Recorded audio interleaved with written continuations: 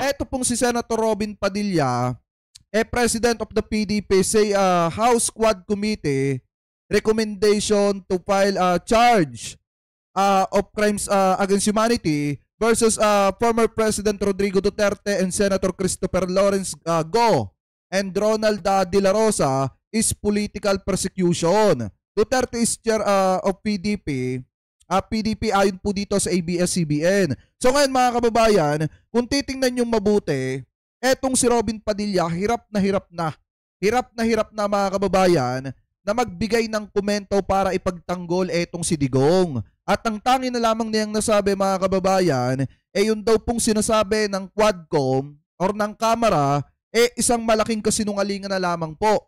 Masyado pong mahirap magkomento dyan kasi una, ang posisyon po ng PDP dyan, kung mababasa nyo po